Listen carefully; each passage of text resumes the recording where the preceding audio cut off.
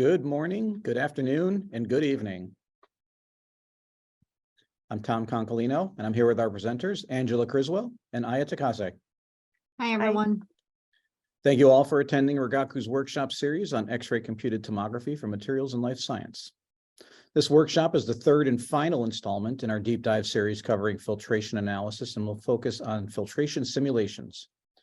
This session will be taking place in the lab with Angela and Aya reviewing in real time how to deal with the unique challenges of performing CT experiments for filter media samples.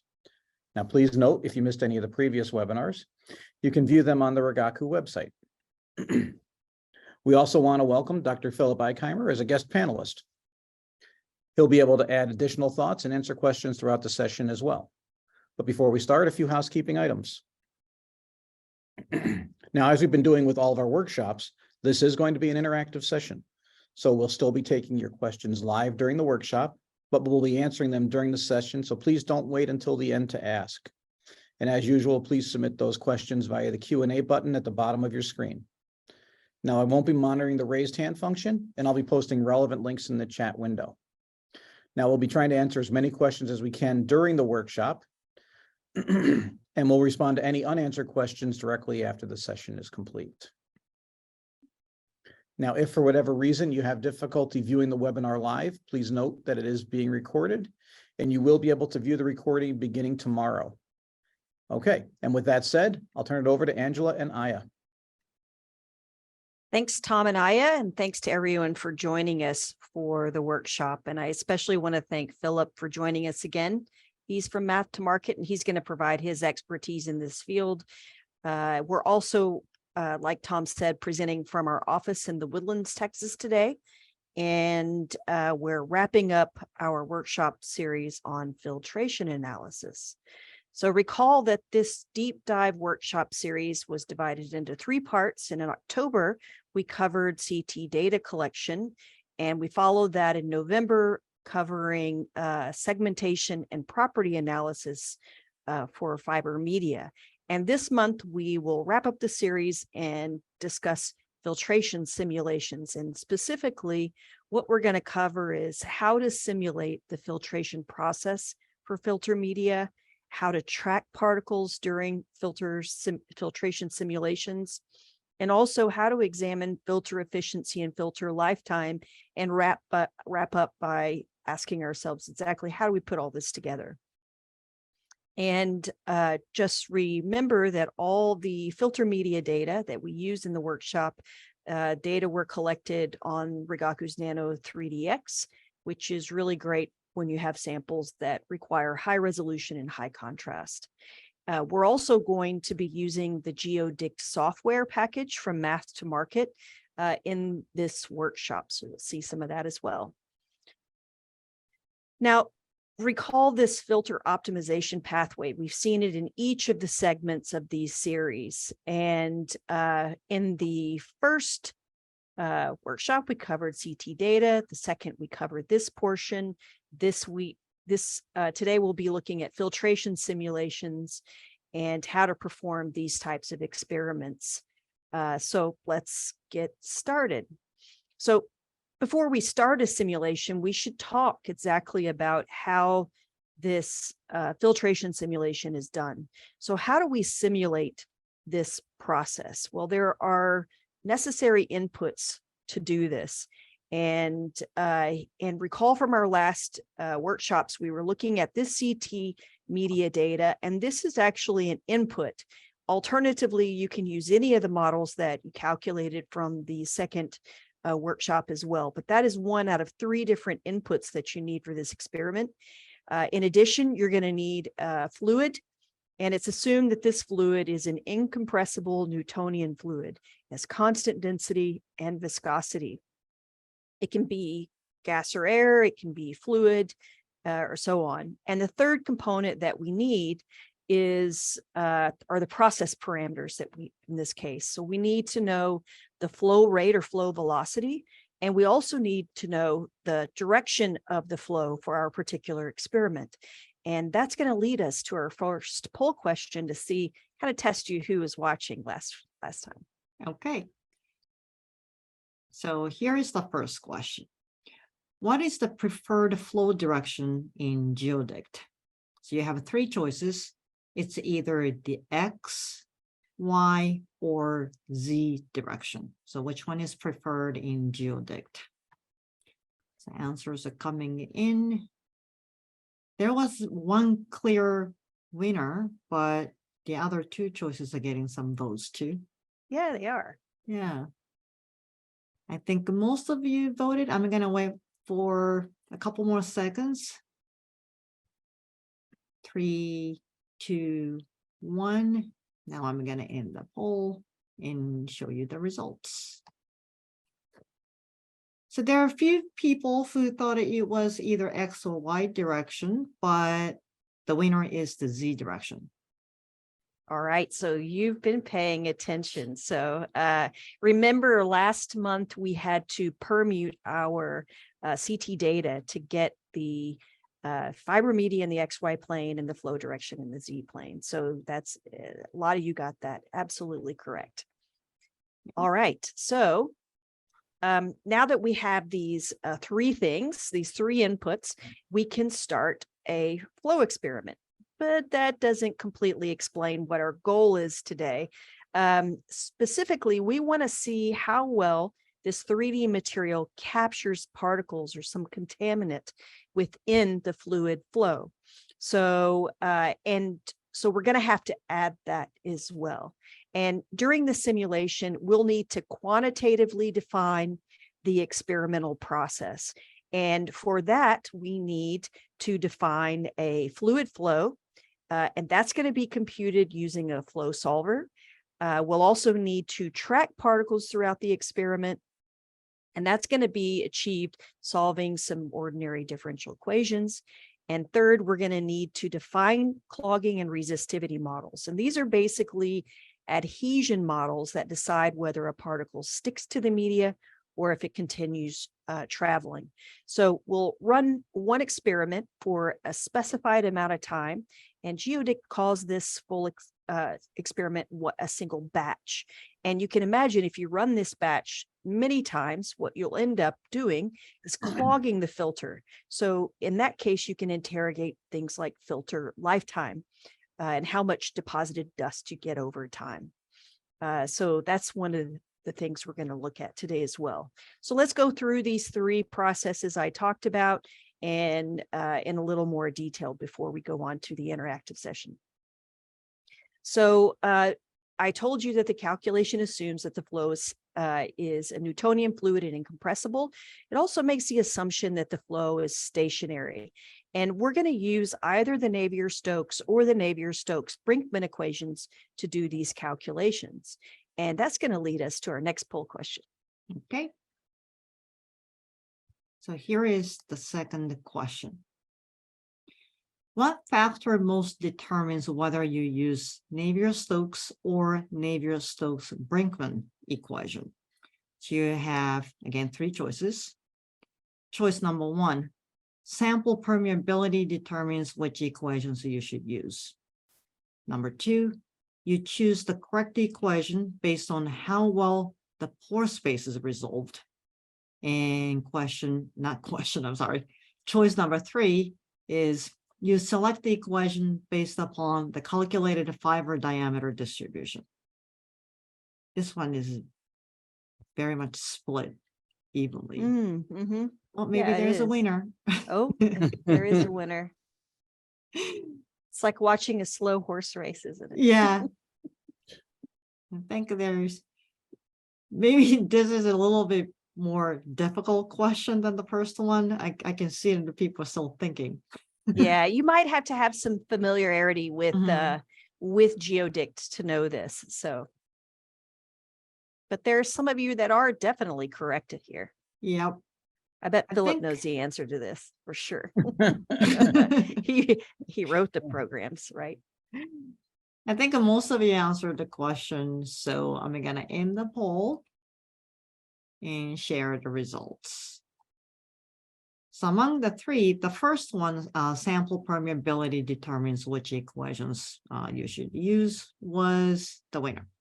Yep, permeability is very important, but it turns out that you choose the equation based on how well the pore space is resolved and your particles are resolved.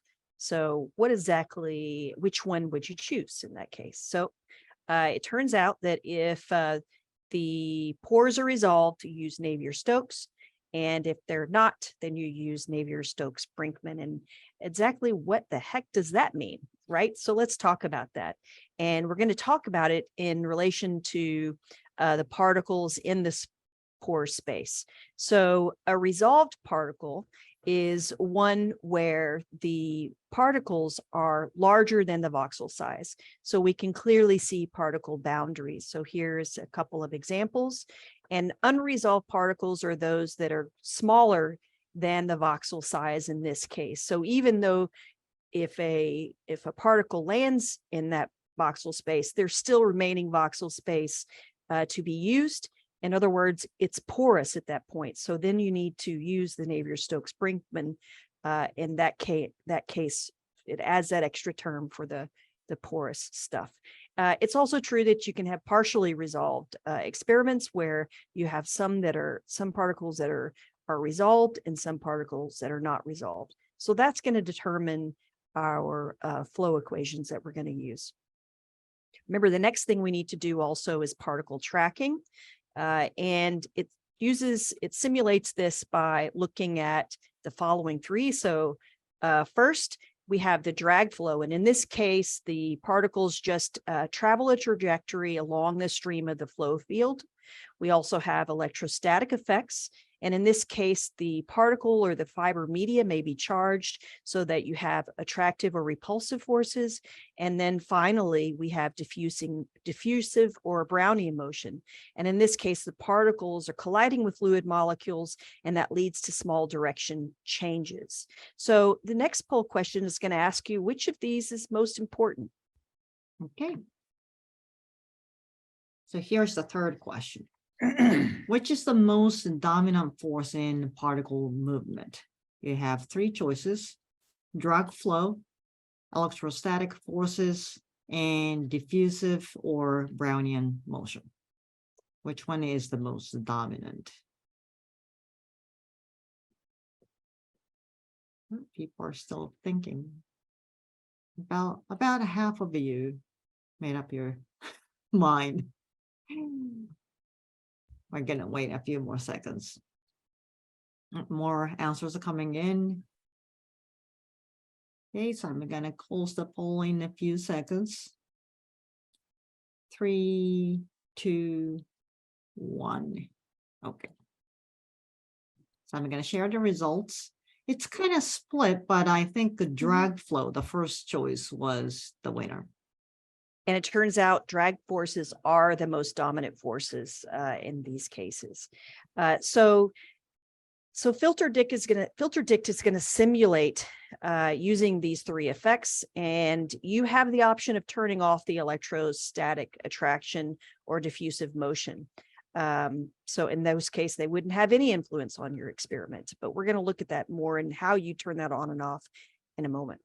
So the final thing we're going to model here is the clogging and resistivity. So how does that work? So let's go back to our voxel. So we have an empty voxel here, and we're going to put a particle in it and say that it stopped at this position in the filtration experiment. And we're going to calculate the fill as the volume of the particle divided by the volume of the voxel.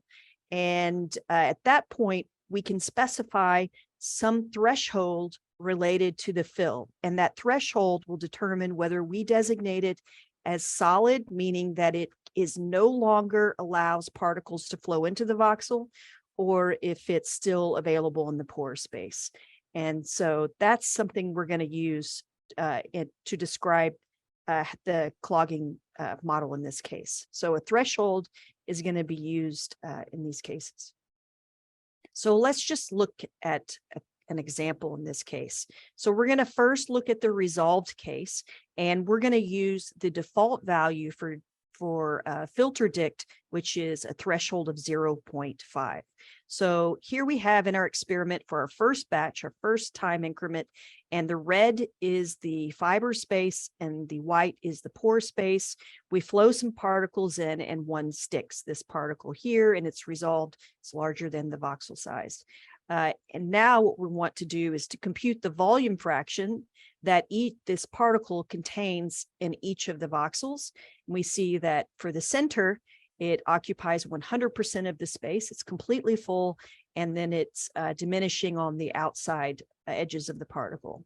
And if we apply a threshold to that, meaning that anything that's 0.5 or above gets marked as not available for additional particle entry, then we see this. So now these are pink and they're no longer available to allow particles to flow into the voxels. However, these two gray ones are still available. Now we can start another batch, so another time increment of filtration using this particular set as an input. And we have a particle that comes in, it lands here. We do the exact same process by computing the volume fractions, and these are additive. So you had 0.3 before, you have 0.3 now. So 0.3 plus 0.3 is 0.6. And likewise, you have the other ones. We apply our threshold and we end up with this. So you might have been asking, why use a threshold value of 0.5? Why not 1? Well, it turns out that if you load where the particles sit, it makes intuitive sense that that matches where the particles actually hit. So that's why it's used. But just for comparison's sake, let's look at what would happen if you used a threshold of 1.0. So we have the same experiment, same particle. We compute the volume fractions. They're the same. We have a threshold of 1, and only the center voxel gets labeled as full. The ones on the outside are still available. We run this again. We capture a second particle, compute the volume fractions, and now we have the following. And we apply our threshold, and we see we only have 2 voxels. And if you overlay your particles where they landed, it doesn't really intuitively make sense. There are some that look like they should actually be filled. And if you compare that to the threshold of 0.5, you see that that's more consistent with what kind of makes sense in your head.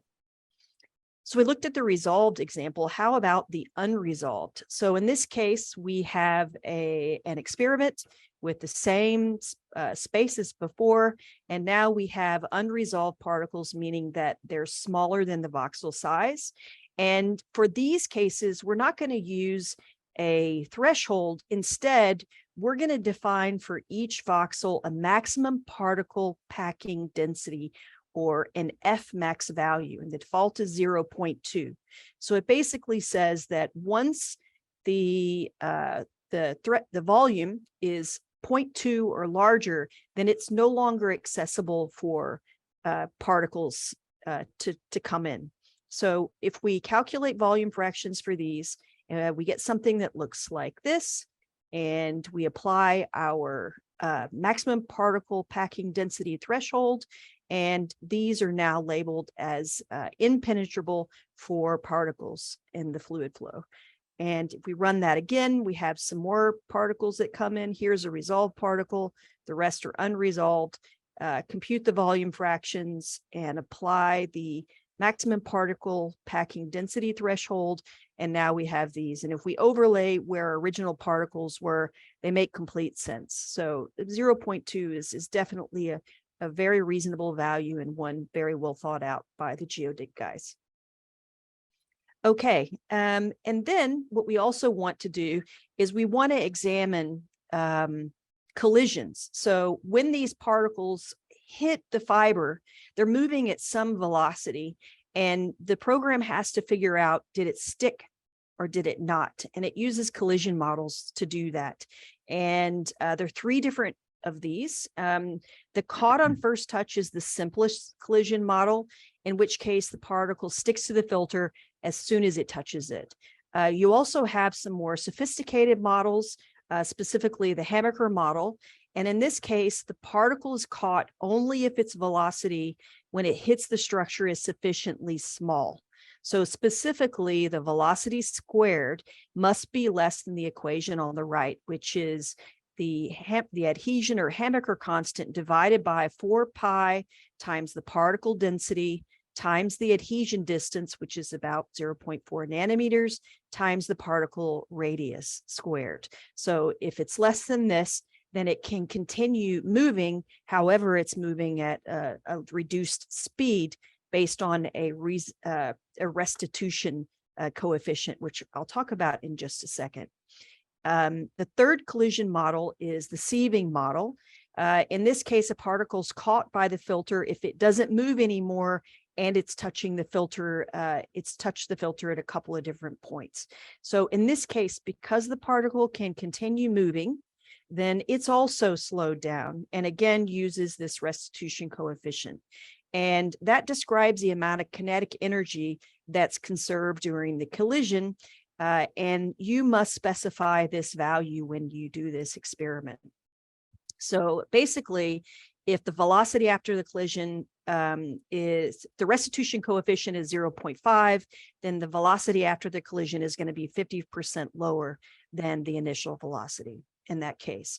So in addition to the restitution coefficient, if you use the Hamaker model, you're going to have to define this H for each of the particle sizes, their density, adhesion distance, and the particle radius is going to come from your input particles that you load into the fluid flow. So that's why I'm saying that the caught on first touch is just the easiest one to use.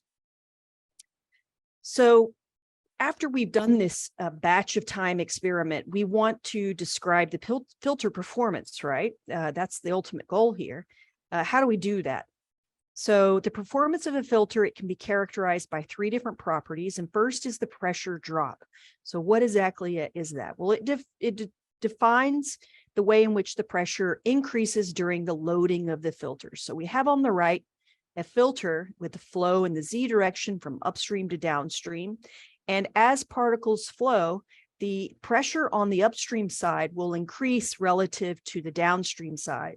And this preferential differential is the pressure drop in that case. So that's what that is. We can also evaluate the performance based on the dust holding capacity. And that's the number of particles that a filter can trap and hold before you reach some maximum allowable pressure on the upstream side. And the last thing we're going to use is the filter efficiency to evaluate the filter performance. And to put all these 3 together, an ideal filter is going to have one that has a large dust holding capacity and a high filter efficiency while maintaining a low pressure drop. Because remember, once it reaches maximum pressure, it's done. So you can't continue flowing. You want to continue flowing, capturing dust with good efficiency. So these 3 properties indefinitely are going to depend on each other, meaning that if you improve one of them or 2 of them, the other one might get worse. So remember that we're working with air filter media, and there's if you've bought air filters, then you're probably familiar with a term called a beta ratio, or actually any filter. They'll give you the beta ratio. And that's also related to filter performance. And that's going to lead us to our next poll question. Okay. So this is the next and the last question for this session.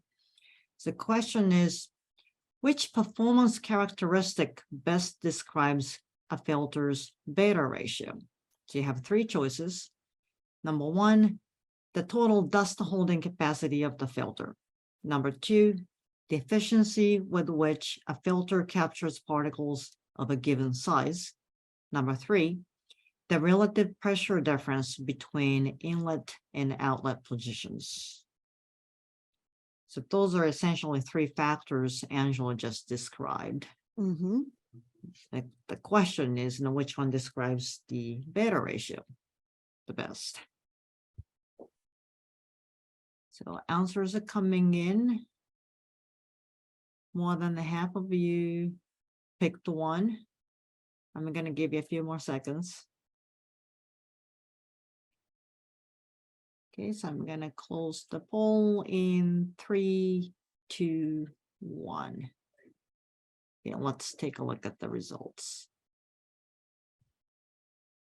It's kind of split, but I think more than a half of you voted for the second choice, the efficiency with which a filter captures particles of a given size. All right, and that's absolutely correct. So there's an additional consideration here that we need to talk about. All right, so let's see exactly how the beta ratio fits here. Okay, so it turns out that the beta ratio is the efficiency, the filter efficiency for a specific particle size. And we're going to have basically a range of particle size, and each of those specific particle sizes is going to have their own efficiency value and their own beta ratio. All right, and so let's look at exactly how you calculate that. So again, we have this filter with the flow in this direction. We load some initial number of particles upstream, some flow through, and at the end of the experiment, they're found downstream. And the efficiency is the number of filtered particles divided by the number that were loaded initially. And so basically it's the upstream minus the downstream. It's easy to find, or you can just calculate, and this program can tell you how many were loaded into the filter. And this value is for a given particle diameter. If we want to calculate the beta ratio for a given particle diameter, we do that by dividing 100 by 100 minus the efficiency diameter, or you can directly calculate it from the experiment. The beta ratio is the initial number of particles loaded for the experiment divided by those downstream. So, okay, so that's a bunch of numbers. Let's look at a table of values and some numbers from experiments to get a good grasp on how these relate to each other. So let's say that we start a filtration experiment with 100,000 particles, and we're going to look at how many make it through. So for this filter, 50,000 were found downstream, and we can calculate the beta ratio, and it's 2 in this case, initial, final divided by those downstream. And the efficiency is the number captured, which is 100 minus 50,000 divided by 100,000, so it's 50%. So if we instead look at something that where 10,000 particles were captured, so 10%, the efficiency is 90% for that particular particle size, and the beta ratio in that case is 10. If we look at another particle where only 1,000 of them are in the downstream side, the beta ratio is 100 and the efficiency is 99%. And if we look at another particle, maybe a much larger one where there's only 100 downstream, the beta ratio is 1,000 and the efficiency is 99.9%. So basically what it's telling us is that as the beta ratio and the efficiency increase, then the filter is better for a given particle size. So if you know your particle size, your dominant particle size, and maybe some distribution, then you can pick the right one based on its efficiency and beta ratio. All right, so now we've got all that solidified in our head. Now we want to go and do some interactive experiments with GeoDict. And so that'll give us a chance for some questions while I get us reconfigured on the new screen. All right. So we've had a couple of questions come in. The first one is Tristan asks is, I take it you can use the Navier-Stokes-Brinkman equation for resolved particles as well, which would allow you to avoid thresholding. Is that accurate? Well, let's let Philip answer this. Yeah, I think Philip the point wants of to answer the that one. Brinkman is the porous thing, the porous part. Yep, that's correct. So in GeoDict, you just don't decide between the Brinkman and not Brinkman, the software itself decides it. So whenever you use, for example, resolve to just solve the classical Navier-Stokes equations, whenever you have a porous phase activated, then the Brinkman term is automatically activated. Right. Okay. And it's going to know that based upon the particles we load, and we'll see that in just a second. Yeah, and also the input, of course. Yeah. Yeah, definitely. All right. So any other questions we want to go through at this point or wait? We'll get started here. I know we've got a couple of simulations. We can ask them during those. Yes, we do definitely. So as soon as I have Geodict already loaded, and what I have to do first, of course, is select a project folder, and I'm going to use this filtration simulation. And the next thing we want to do is one of the inputs, remember, is our CT data that we collected and segmented from last time. So if I open that structure, remember at the end of that simulation, or that end of that workshop, rather, we had this structure. All right, we can look at it in 3D. Remember, we can optimize the view of this a little bit by adjusting some of the camera parameters, and we can use a smoothed structure surface versus a box surface structure. So if you recall, the red is the fibers and the green is the diameter. And we see here the flow is in the Z direction. So if I just turn this around just for a second, the top now is the upstream and the bottom is the downstream in that case. But before we start our experiment, what we want to do is we really only want to have a single material. So we want to label all of this as some solid. That's easy to do. So if you go to model process geo, we can say what we do want to do is reassign. We want to reassign a material ID. And what we want to do is say, actually just shove all the binder into the fiber solid material as one and reassign it. And we end up with this. So this is going to be our solid material for our filtration experiment. And remember, we can recolor this. So from red, I think we colored it white last time. Well, actually, no, we colored it white last time.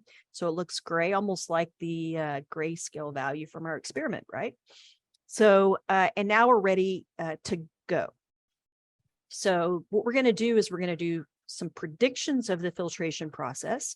So under predict, we're going to go to filterdict, and we're going to choose select the filter media. If you instead had a filter element or a complete filter, you could certainly do those experiments. In our case, we have filter media, and we want to evaluate the filter efficiency. So to look at the parameters related to that calculation, we'll click edit, and it opens this dialog. So, and there's several tabs we need to go through. So the first one is the filter experiment. You have to define the flow velocity, right? We know our flow direction is in Z, and we have to give it some sort of time criteria for how long you're going to do this. And on the right side, we're going to have to specify the flow settings. So you can have creeping flow or fast flow. In our case, it's airflow, it's Navier-Stokes. If you're interested in creeping flow, go back to the digital rock analysis workshops that were done by Aya, where she used creeping flow.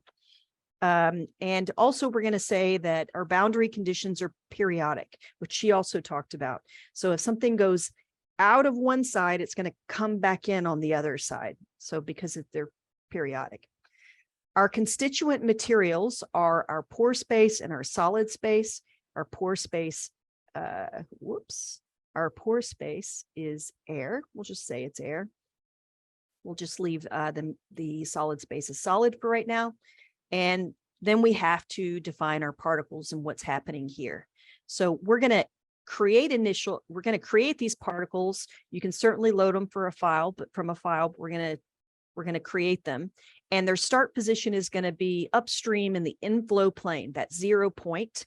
And we're going to ask that at least 1,000 particles per type are used. And we have a random seed generator for our calculation. In terms of the movement, we're turning off this electrostatic particle effects, and we're simulating Brownian motion and a Cunningham correction. And you could specify your own movement or particle motion in a user-defined file, but you'd have to be an advanced user, of course, to do that. In the interaction model, we're going to just use the easiest in this case, but remember I mentioned the other two that you could use.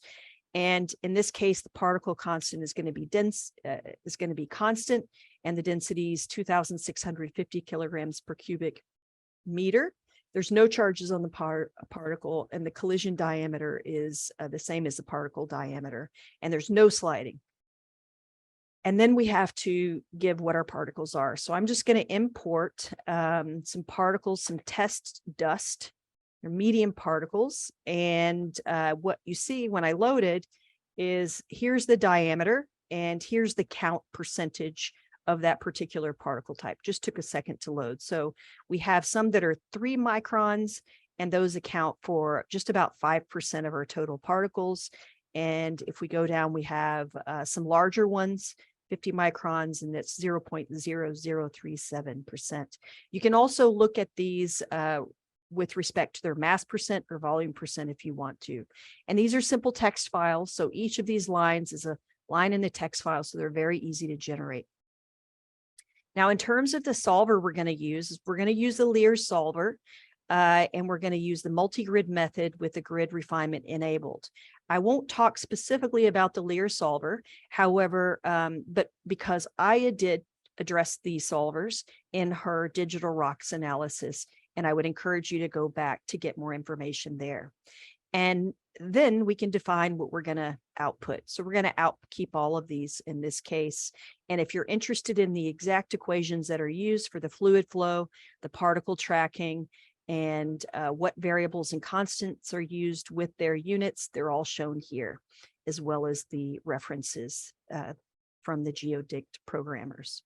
So once we're done with that, we'll say, okay, our particles don't add up to 100% because I deleted those smaller than the voxel diameter, and we're just going to normalize it. Now, the next error I'm going to get, well, it's not really an error. It's just an indication. It's a warning. It's like, wait a minute, you don't have enough space upstream or downstream for me to put particles and to allow particles to flow through. And it gives me the option. It says, do you want to go ahead and add that now? Well, certainly I do. So I'm just going to add 100 on the upstream side, 150 on the downstream side, and it's going to be embedded with air, and click run. So now you see we have this buffered space upstream and downstream where particles can go. And those, you notice it gave me a default value, and that default value is based on the particle size that you're inputting and the type of experiment you're doing in that case. So then we're ready to run. So I'll click run. I'm not going to actually do that in this case because it takes about 6 minutes. And we want to make sure that we have a chance to look at the results and take some questions. So what I'm going to do is I'm just going to load the results from a run that I did. Here's the filter efficiency, and we're going to go through and describe with this output. So in this case, we have it opens in the results tab. It also tells us if we're interested, some of the input stuff, and it gives us a reporting of the total efficiency and by count and by weight. And in addition to that, we get the efficiency per particle size in this case. And again, we can calculate that directly by those that are filtered, those deposited on the filter, divided by the simulated particles to calculate that efficiency value. And then last, it tells us how long it took and the amount of memory. The table's not so interesting. It's a little better to look at a plot, so you can visually quickly see that the filter media is less efficient for these small guys, and it's much more efficient for the bigger particles in that size, looking at the efficiency versus diameter. We can also have a look at these particles, visualize them. Well, you have 3 different options, and the first of these is the fluid flow. We just want to look at it in the Z direction. We also might want to look at the pressure, so we're going to leave both of those on.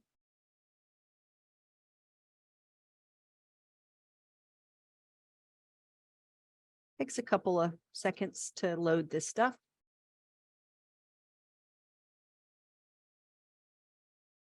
So if you have a question, you could. Yeah, as I ask say, one I thought we had time here, so. Yeah, we do. Yeah, briefly. So this is probably another question for Philip, but you may have a thought as well. Is how do you choose the right collision model? Is there any kind of You know, it's, do you go by how sticky the filters are as an example, or is there some kind of default that you choose most often? Probably a good question for Philip. Yeah. Yeah, mostly depends on the application. So for example, specifically the size of the particles, this is very important. So very prominent is the air filtration when you have very small particles. So you go for the caught on first touch because the adhesive forces are quite strong, and most of the very small particles directly stick to some surface when they touch it.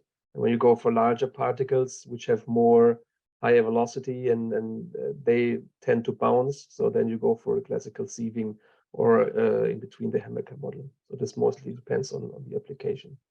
Yeah, that makes sense for them Yeah. to slow down, to, you know, to characterize it rather than all caught immediately. Very good. Okay, so we've loaded here and we'll click over here. And so now we have our filter media with the fluid flow loaded. It's just a very colorful block and difficult to see. So I'm going to give it some transparency here, and we're going to have a look at this. So in this case, on the right side, we have a guide that has the color-coded velocity in this case. So things that are fast are blue, and the speed decreases as you get into the green, yellow, and red. And you'll notice on the upstream and the downstream, the flow is very fast. If I turn off transparency and I start to filter that solid space by speed to find out exactly where it's slowest, so I'm going to filter that out, we see that the yellow and then the red, the flow velocity is lowest inside the filter, and that makes perfectly good sense, right? Another thing that we can look at from our experiment here are the final particle positions for our experiment. So I'm going to turn off the flow velocity and turn on the particles and turn off the flow velocity. We did that in the wrong direction. And this is the location of the particles at the end of this particular experiment. So we have some that are caught. And remember, this filter is very efficient for the bigger particles. So it makes sense that we see a lot of large ones and medium-sized ones. It's less efficient for the small particles. So we see a lot of those in the downstream region in that case. We can also look at their trajectories. So we load this here. So this is how the particles track through the experiment. And at the initial point, they're all loaded at the inflow plane. And as they go through, we can track them to see at what time point they're deposited. And we can show their trajectories, let's say for the filtered ones. There's a lot of them. And so we can watch how they flow through. And then you can also look at all of them, the ones that aren't filtered, and so on. So there's a few different criteria that you can use, and you can also recolor your particles and your trajectories by looking at them. I think, is that under visibility? No, it's under visualization with your data view, particles, and I can express them as a stripe so they can, just takes a second. Because looking at the solid particles, it's hard sometimes to see beyond the first one or two.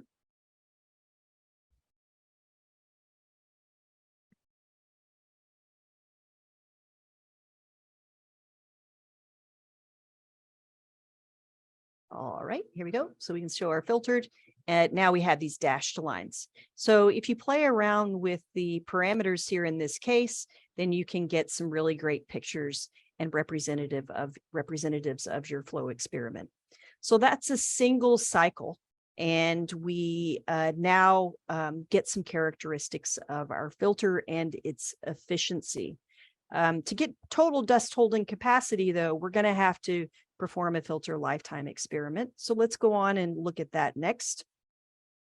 And there are more options. Here, we'll just go in and have a look and edit these. So in terms of the filter experiment itself, you have a number of different experimental setups that you can use. I'm going to use the single pass constant flow rate today. If you want to examine some of the others, I would point you to the Geodic site. They have some tutorials and such you can check out. In addition to this, we need to simulate exactly when this experiment's going to stop. And it's going to stop either at the maximum pressure drop increase that, in this case, if it's 100,000 pascals, or it reaches 100 seconds. And of course, you can increase this if you really want to get to the end of the experiment to some length of time, or you can perform it for increments and just continue experiments. We're going to use the fast flow, of course, periodic, and our constituent materials are not going to change. However, we have to say whether our particles are resolved or not. And of course, FilterDict is smart. So if you put in some unresolved particles and say resolved, it's going to warn you, hey, there's some little stuff in there and you're in the unresolved regime. Again, we have to position our particles at the inflow plane. Again, that's going to be exactly the same, and we can specify the minimum number of particles per type. We might want to increase that so we have a good simulation. And then the movement, we're going to keep those exactly the same. And the interaction model, we have to specify some volume fraction threshold. We've already talked about why we use 0.5, and that's exactly what we're going to use, and use the same parameters for the particle density. And again, the size distribution for this experiment is going to be the same as before. And then lastly, we want to specify the solver. And again, we're going to use the Lear solver using a multi-grid method with the grid refinement enabled. And then we're on to the output. So in the output itself, this is where you have to really think about what you want to keep, because you can end up with a lot of data. So if we want to keep the field flow, the flow fields, and we can keep all of those, for example, we can keep none of the resistivity or the electrostatic field because we're not even using an electrostatics in this case, not so interesting. And in terms of the deposited dust volume fractions, we could say, I want to keep every single one result from every single batch, or just keep the first and the last batches.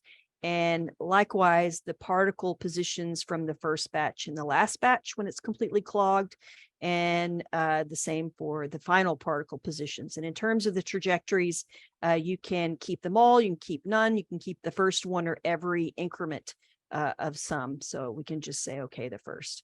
And in this case, we can say, okay, how do you want to, what sort of plot do you want to view as the calculation's done and it's presenting you with the output? And we can just say value over time.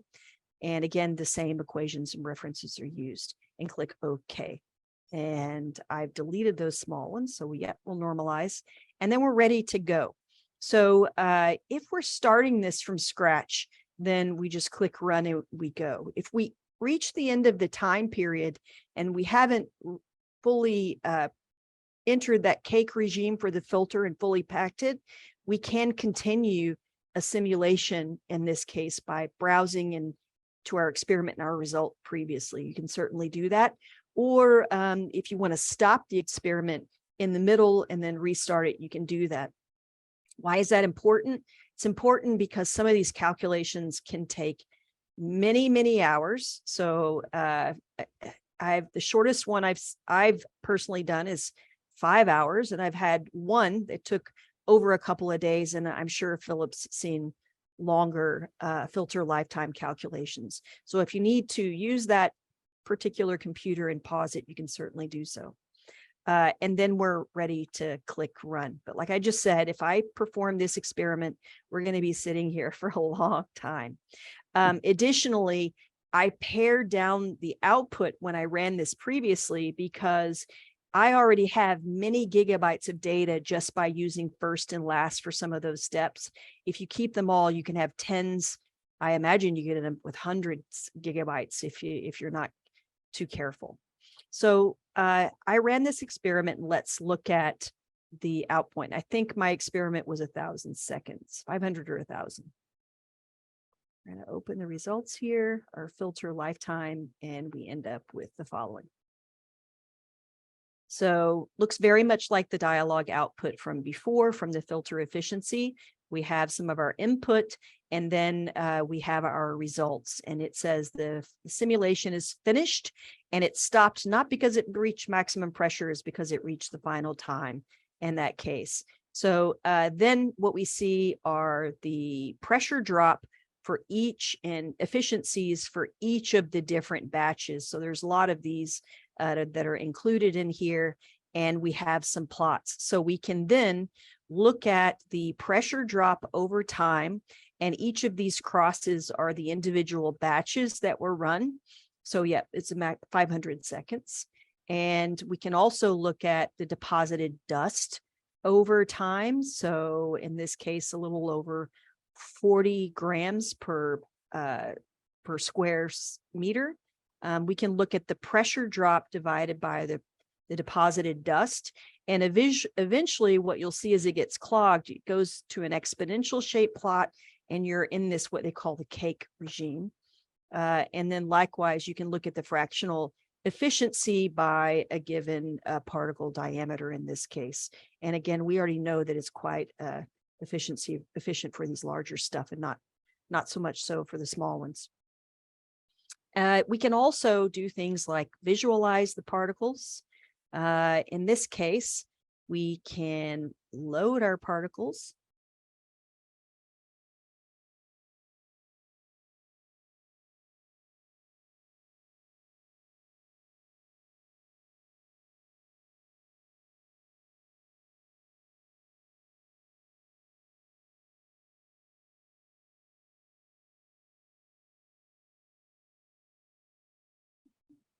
I kept all of these, so that's kind of a lot of stuff. Still only about 30 seconds to load. That's not too bad. Not too bad. It feels long when you're staring at the Yeah, progress when bar. everybody's watching it. Yeah. Doesn't it? Yes, it does. Certainly does. Okay. Yeah, there you go. All right. Okay. So now we have our time and our different trajectories in this case that are loaded for this given set. We can also look at, what else can we look at? Let's look at the flow field. We don't really care about X and Y. We just want Z and pressure. We didn't look at the pressure from the last one. We'll definitely have to look at that with this one.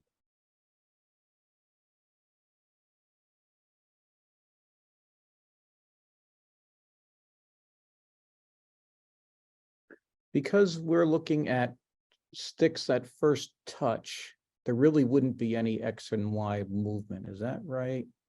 Like Philip, if we did the allowing them to bounce around, then we would see some XY movement in the trajectories. But in this instance, because it's first touch, likely no XY bouncing of particles. No, the particles wouldn't bounce in XY direction, but they can anyway move because they follow the streamlines. Okay, So so they would. generally they have the Z direction, but of course Mhm. if they flow around fibers or something like this, Oh, okay. X and Y. Yeah, I Yeah. imagine if we had the interaction potential on and sieving, you could see them maybe bouncing around a little bit, possibly. Okay, so here's the velocity, very much like that before, but what I want to show you in this case is the pressure. And as you would expect, the pressure on the upstream side is greatly different than the pressure on the downstream side, especially for a filtration lifetime experiment, where we see here that it's much higher than here. It's actually like a gradient in that case. And then finally, we can have a look at the load, the deposited dust that's over our volume fraction, and have a look at it. All right, so this is, we'll turn that off. We'll turn on our particles. In this case, I don't have so many. Let's go to the end here. I don't know where our big particles are. I guess I need to load deposited dust. Is that right, Philip? Is a voxel structure. Yep. Yeah, so voxel structure, you can load them, but then you load it only the first time step. So if you move the slider to the very end, Yeah, I got you. you have the whole. Yeah. Ta-da. There we go.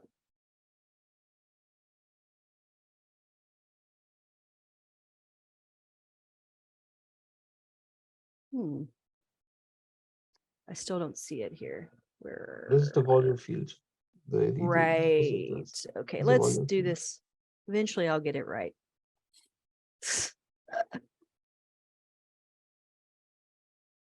Yeah.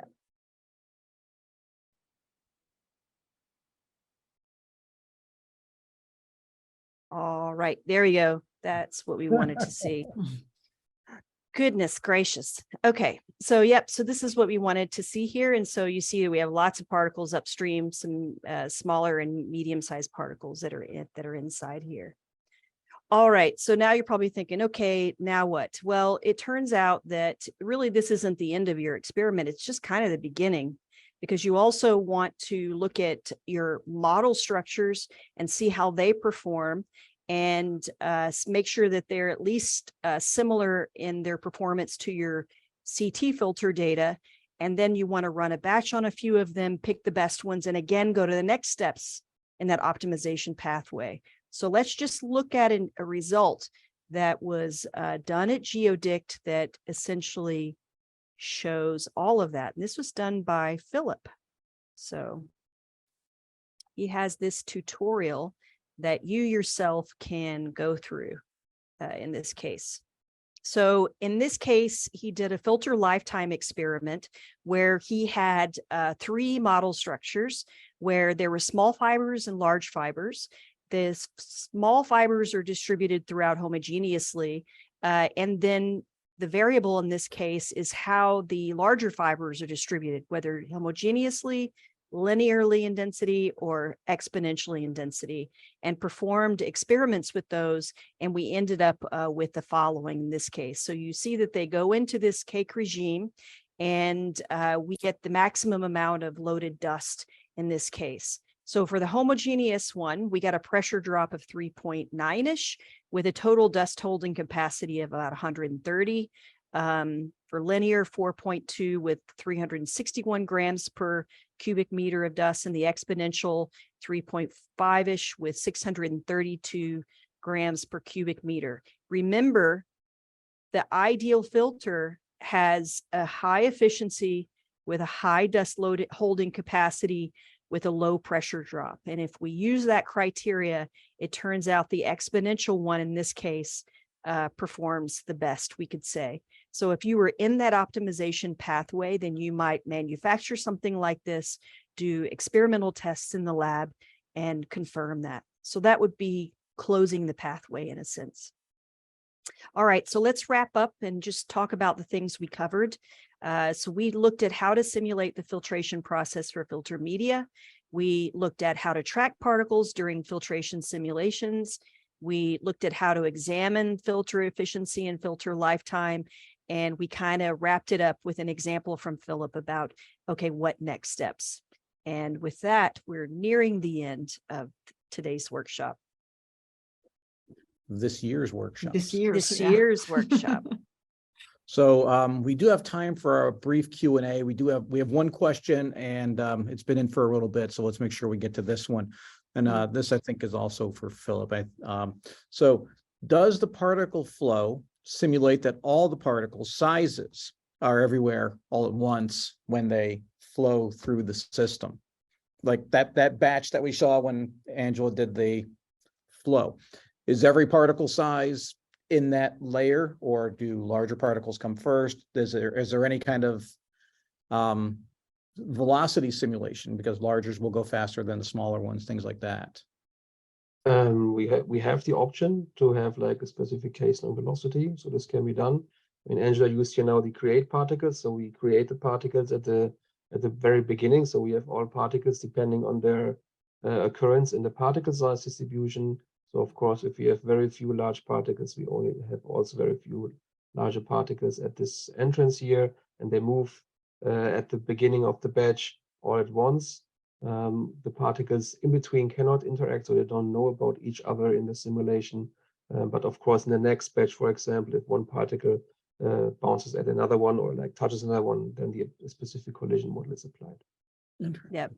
So one of the other things I forgot to mention is that you can also continuously inject particles, right? There's a possibility to do that to make sure that you have a minimum number of particles for your experiment.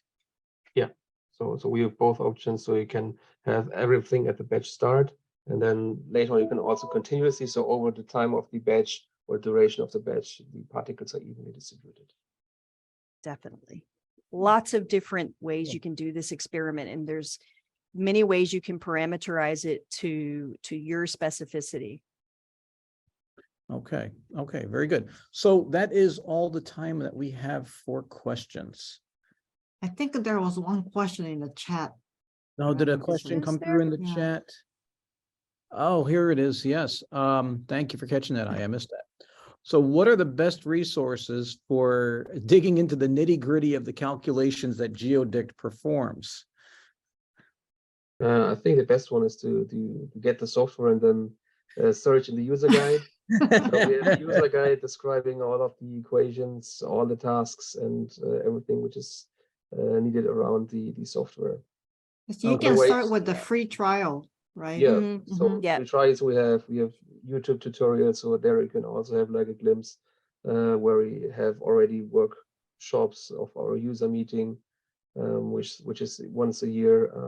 So yeah, there's tons of sources to get the nitty-gritty stuff, and yeah, Yeah. looking for it definitely.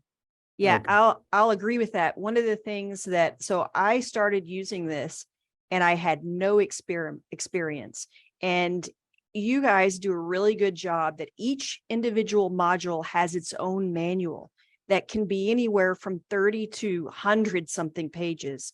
And then there are separate modules for separate manuals for exactly how are we calculating this and why do we make the choices to do it this way. So there's lots of information so that you can become a non-user or intermediate user to a dangerous user really quickly, which I would personify myself as. I'm right there with you. Yeah. And you guys make really good detailed manuals. They helped me a Yes. lot too. Yeah. Some of the best I've seen. Yeah. Thank you. I'll pass it on. Thank you. Thank you, Philip. Thank you. All right, so we can click on to the next slide, Angela. So Yeah. as I said earlier, a recording of the webinar will be available tomorrow, and an email will go out to all the registrants with instructions on how to view that recorded presentation. Links to the resources mentioned today and in the chat will also be shared on that landing page. We also want to mention that GeoDict will be holding a user meeting and workshop starting on January 30th, 2023. If you'd like to learn more, please see the link in the chat. And this link will be on the landing page tomorrow as well. All right, and as I said, this is the last session of the year for us. So you'll be receiving a survey from us following the session. We would appreciate your feedback. Now, thank you for joining us throughout the year, and we look forward to seeing you again in 2023. Bye-bye now. Bye, guys. Thank you. Bye. Bye. Thank you, Philip. Thanks to you. Bye-bye.